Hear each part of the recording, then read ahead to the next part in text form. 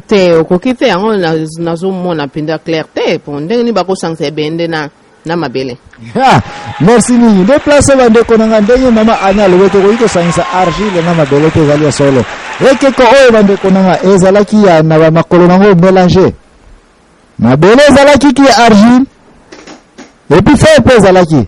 Mais tant to ko bakati na émission na biso to ko tenter ko expliquer qu'est-ce signifie ba détail nyos oyo to sili ko kene nango entre mutu ya wolo wapi papa nso mama anyamu soko tsango wapi mutu ya wolo tolo yango awa tika to like sango lisusu to ko kota na détail na mpeni mateya na biso mais awa nga na eke ko like sabino ete eke ko oyo ya mokonzi Nabucodonosor amonaka ezalaki un peu mélanger na ndenge nini ezalaki mélanger na babibe basota ebende ebele kota mutu tolobelango deja ezalaki ya wolo tolo tolobelango ezalaki ya palata qui est nani argent loketo na ezalaki na bronze et puis na se makolo ezalaki ya bibende mais na ba plante de place mtatele minaka qui est na yebi na tena na lingala babenga unini ba makolo na place mtatele minaka yana ba langi na so difficile pour ko expliquer ba makambo nde ero na to ko expliquer awa na eko reprendre les sous pour ko like sabino ete ceux qui bomoni ba makambo ba komi awa ba komi Babylone n'est-ce pas?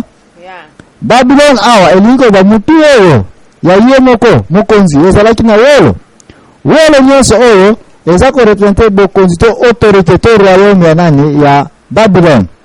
Ile pesa lo shoki mezambwana na banza bosidi kolanda ni lulu wana nyonso ndenge esidi kolekela clip na mama Agnes kozana commentaire ko parce que de longa ila ko wa mingi te na voza la mingi ba question na ko mai ko yela na ba portion na o comprendre te. Ya poto moni ke ko ngoto o détailler biso yango mais explication ngo n'est-ce pas? Mais ndenge na ni lulu eza clair o comprendre ce que le clip wana amona ke. N'est-ce pas? Yeah. Bien, si quoi tu as dit qu'on compte dans les détails que maman a nous répété or, et là pour l'assassin à royauté, qui est tout on a ya wolo yo sili comme on a, et là pour la qui ça a été Nabucodonosor, yem dragi mokonzi supérieur na mabele o natana wana tu wako dobe. Nabucodonosor de kona robosa na teke azalaki mwana ya roi natana dynastie musoka kufi mwana awelo remplacer.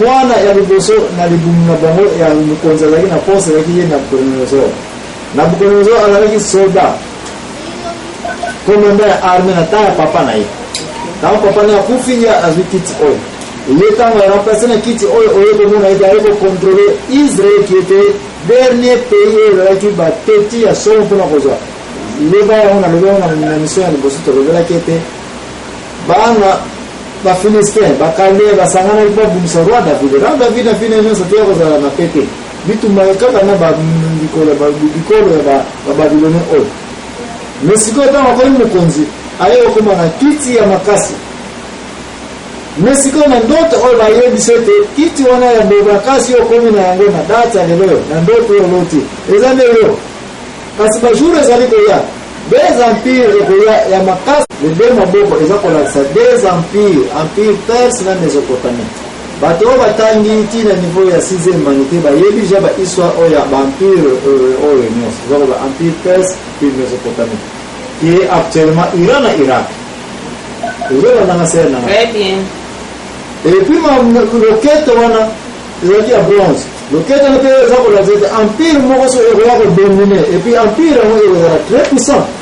Si maneko yako na makolo wana omoni na kolonga ya ebende eza solo mpona kotala solo eswa ya ndoto ya solo na ndoto ndoto de pas et bangi si si ya sikolo ko boto na bukono ya kobanga n'est-ce pas na comprendre siko makolo ebende oza ko la sete empire mi baleso ekoya ko rene na mukini oyo qui est empire romain na Grèce ba empire ba ko bundela lisusu.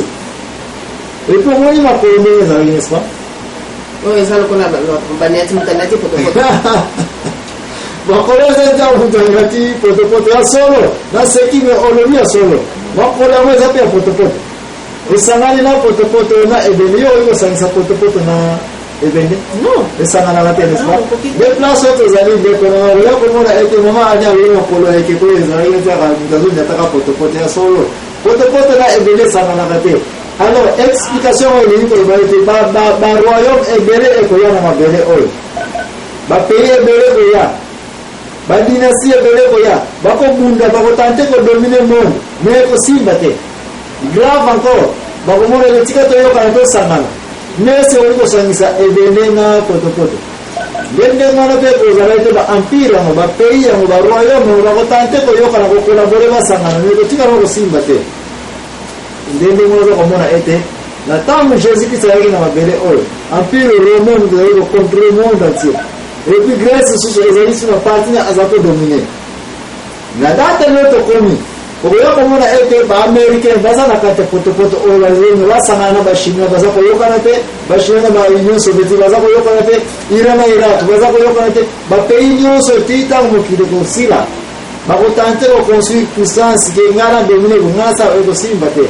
Alors pour la information na information de koyokoza kolanda biso tika osala wana mutu ete bapays oyo ya mikolo tokotika suku mwa bapays kozala dominance makasi neti yaka ndenge bababylone ezalaka te. Po babylone soki aye kokolonize pays aza kozwa bapays nyonso eza koobeyire pande oza korapporte.